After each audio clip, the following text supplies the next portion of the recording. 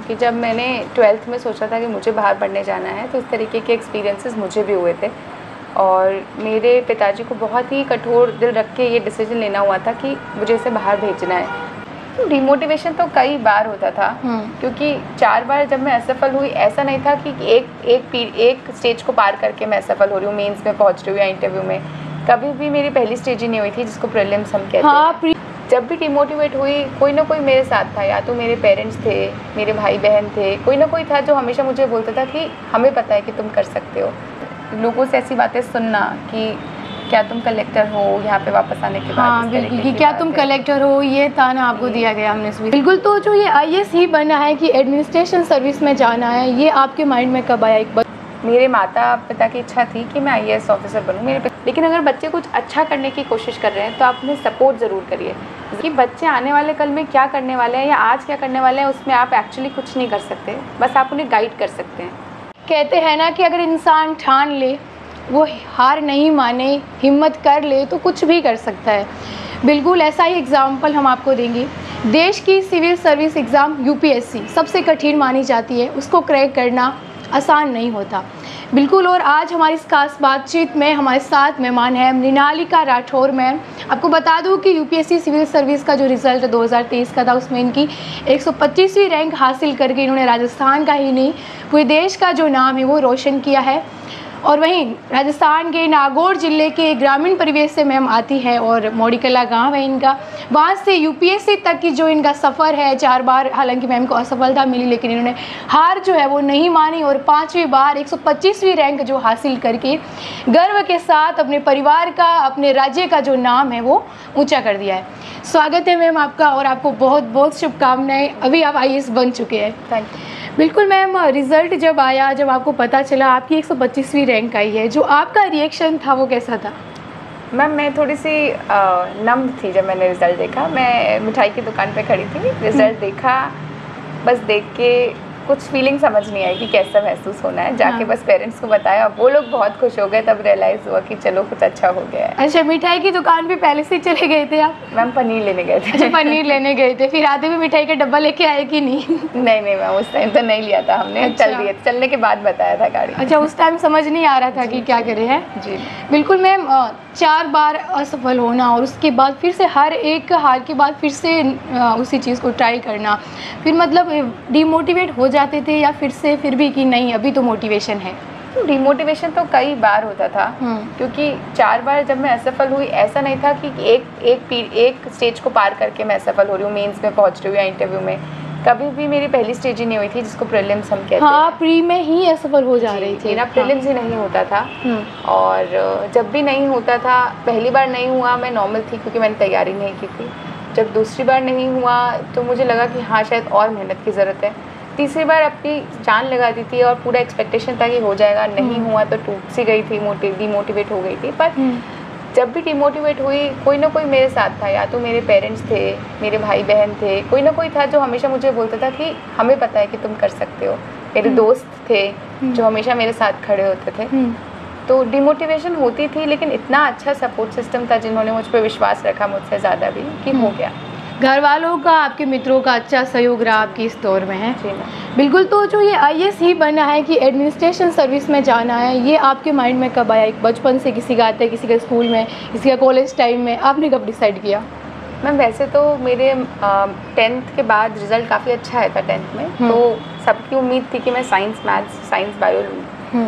पर मेरे माता पिता की इच्छा थी कि मैं IAS ऑफिसर बनूँ। मेरे पिताजी भी किसी टाइम पे बनना चाहते थे, बट आर्थिक असुविधाओं के कारण वो नहीं बन पाए थे।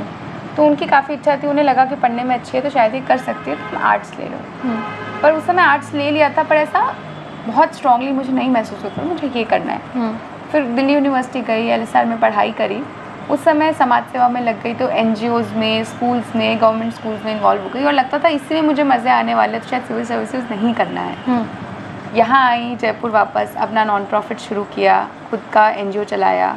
चलाते समय थोड़ा थोड़ा धीरे धीरे महसूस होने लगा कि जो चैलेंजेस है वो सिर्फ एक स्कूल लेवल पे या एक क्लासरूम लेवल पे नहीं हो सकते सॉल्व, एक सिस्टेमिक लेवल पे मुझे सॉल्व करना पड़ेगा एट स्केल, जो मैं पॉलिसी बनाऊंगी तब कर सकती हूँ।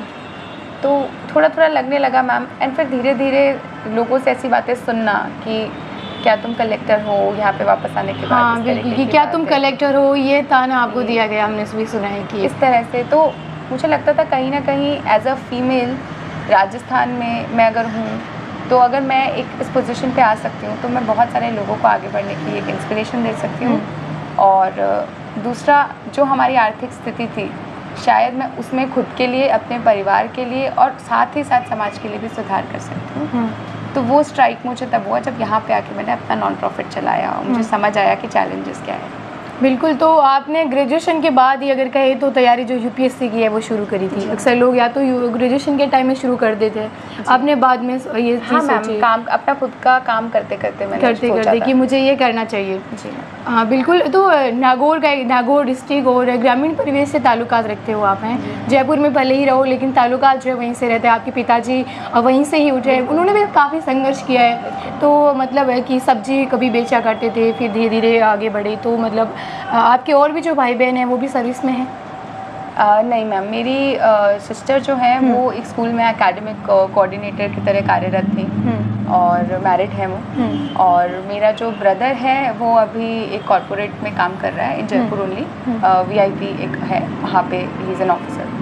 तो आप अपने गांव के पहले ऑफिसर हो अगर माना चाहे तो? सकते हैं बिल्कुल। इस चीज़ का आपके गांव वालों को आप पे तो प्राउड होगा ही। हम मृणालिका राठौर, हमने सुना कि जब रिजल्ट आया उसके बाद आप अपने गांव गए, वहां पर घोड़ी लाई गई, उस पर बिठा करके आपका भव्य स्वागत किया गया था गांव वालों द्वारा। जी। तो बिल्कुल इस चीज़ को आप मानते तो हैं कि जब एक लड़की जब गाँव के उस जगह से उठ के जब वहाँ तक जाती है, दिल्ली तक जाती है, दिल्ली की कॉलेज में पढ़ती है, इतनी बड़ी कॉलेज में, वहाँ से फिर UPSC तक जाती है, तो ये एक अपने आप में अलग बात है।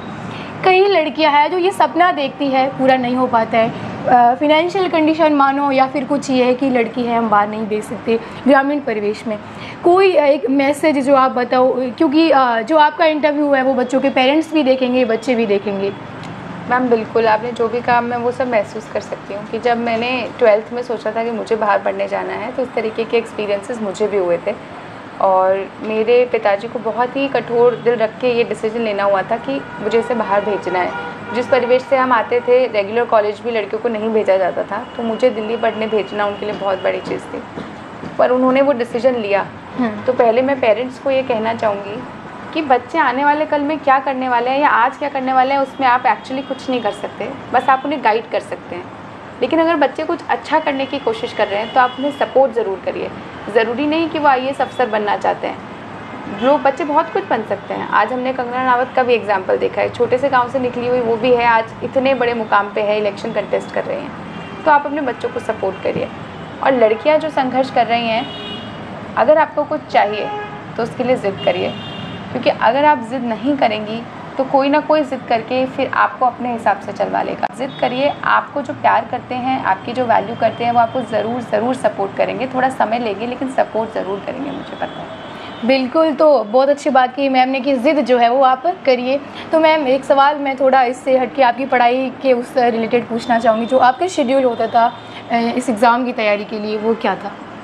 मैम दरअसल मेरी तैयारी काफ़ी लंबी चली, तो मेरा कभी कोई फिक्स शेड्यूल नहीं था। मैंने 2018 के एंड से तैयारी शुरू की थी। इतने प्रीलिम्स मेरे अटके, तो उस दौरान कई बार मैं टूट भी जाती थी, ब्रेकडाउन भी हो जाता था। उसके अलावा मैं जॉब भी कर रही थी, काम भी कर रही थी। जॉब के साथ साथ पढ़ाई को रखना भी तो ये एक टास्क था, आप मैनेज कैसे करते थे? तो इसलिए मेरा कोई फिक्स्ड प्लान नहीं होता था कि मैं सुबह इतने बजे उठूँगी, इतने बजे पढ़ाई करूँगी।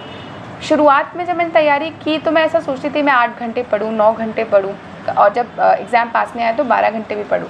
लेकिन धीरे धीरे मुझे रियलाइज़ हुआ कि नंबर ऑफ़ आवर्स से ज़्यादा ये ज़रूरी है कि मैं क्वालिटी कितना पढ़ पा रही हूँ, कितने कंटेंट ऐसा पढ़ पा रही हूँ जो क्वालिटी है। तो उसके बाद मैंने कंटेंट पे फोकस करना शुरू कर दिया कि आज मैं इतना कंटेंट पढ़ूंगी। आर्ट्स पे मेरा कभी फोकस नहीं था। अर्ली इन द मॉर्निंग मेरी जनरली पढ़ाई ज़्यादा अच्छी होती थी और टाइम भी मुझे तभी मिलता था क्योंकि मैं बाहर भी जाती थी, काम भी करती थी, हर चीज़ होती थी। तो हाँ, टाइम से सोती थी और early in the morning prioritize करती थी। बिल्कुल। आपने कोचिंग नहीं ली? नहीं, कभी नहीं ली? मतलब इस एग्ज़ाम के लिए आपने कोचिंग नहीं ली, सेल्फ स्टडी पे ज़्यादा फोकस किया? जी मैम, मैंने कोचिंग नहीं ली, लेकिन अभी जब मेरा 5वीं बार प्रीलिम्स का एग्ज़ाम हुआ था उसके बाद एक मेंस मेंटरशिप प्रोग्राम होता है जिसमें वो हमें लाइव आंसर राइटिंग कराते हैं ऑन अ वीडियो कॉल, हम बस आंसर लिख रहे होते हैं। वो प्रोग्राम मैंने ज़रूर ज्वाइन किया था। आफ्टर क्लियरिंग माई प्रीलिम्स मैं आंसर्स लिखती थी विद इन 7 मिनट्स ताकि मेरी राइटिंग प्रैक्टिस हो सके। अच्छा, उसकी प्रैक्टिस के लिए लिखती थी। अच्छा, बिल्कुल। आपके शब्दों में, आपके या एक शब्द में यूपीएससी क्या है, आप उन स्टूडेंट को बताइए जिनको अभी मतलब चाहते हैं कि ठीक है हमें ऑफिसर बनना है। कुछ है ऐसे जो अच्छे खासे पढ़े में नहीं पता है कि ये जो सिविल सर्विस है, यूपीएससी है, इनमें जो अलग अलग पोस्ट है, किस तरीके का एग्ज़ाम है, क्या है, नहीं पता होता है, तो एक बार आप बता दीजिए। मैम मुझे भी नहीं पता था, बिल्कुल यही होता है। मैंने शुरू किया मुझे कोई आइडिया नहीं था, बस सुनती थी आईएएस कुछ होता है। बट हमारा कन्फ्यूजन है कि यूपीएससी सिर्फ आईएएस का एग्ज़ाम है। यूपीएससी एक संस्था है जो हमारी गवर्नमेंट ने क्रिएट कर रखी है। ये संस्था रिक्रूटमेंट करती है, जैसे हर कंपनी में एक रिक्रूटमेंट टीम होती है, वैसे ही हमारी गवर्नमेंट की भी एक सेंट्रल लेवल पे रिक्रूटमेंट के लिए ऑर्गेनाइजेशन बनी जिसको यूपीएससी कहते हैं। यूपीएससी कई तरह के एग्ज़ाम कराती है, उसमें सिविल सर्विसेज एग्जामिनेशन का एक एग्ज़ाम है, उसके अलावा और भी एग्ज़ाम यूपीएससी कराती है। सिविल सर्विस एग्जामिनेशन में कई पोस्ट के लिए तैयारी की जाती है जिसमें कि ऑल इंडिया सर्विस और central level services group A और ग्रुप बी भी शामिल होती है। अब आप क्या क्या सर्विसेज के लिए तैयारी करते हैं, अगर आपकी अच्छी रैंक आती है तो आपको आईएएस, आईपीएस इन दोनों में से कोई सर्विस मिलती है। जनरली लोगों की प्रेफरेंस यही होती है।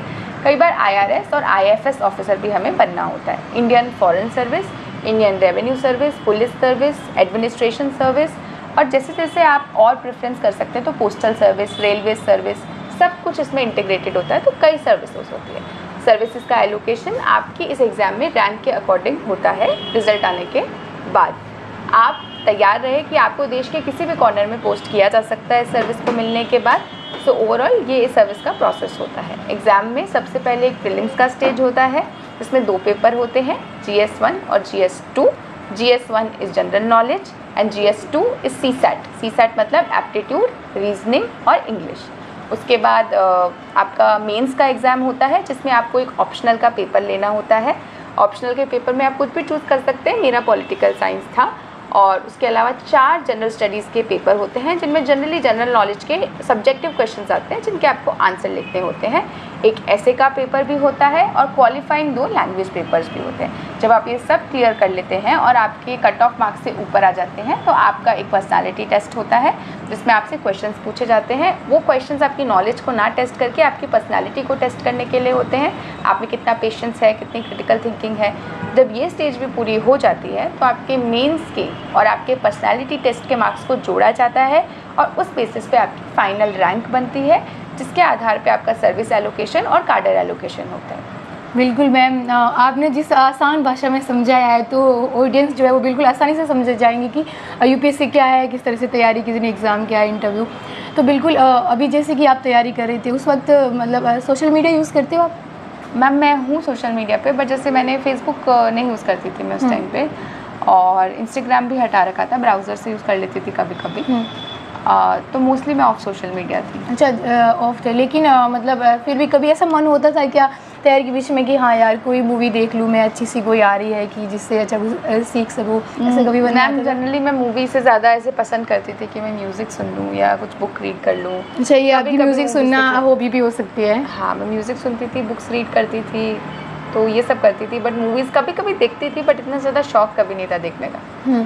अच्छा, ठीक है। तैयारी के साथ साथ और मृणालिका राठौर जी जो है वो और क्या चीज़ें करती थी? कुकिंग है, पेंटिंग है, कुछ ड्राइंग, ऐसी कुछ?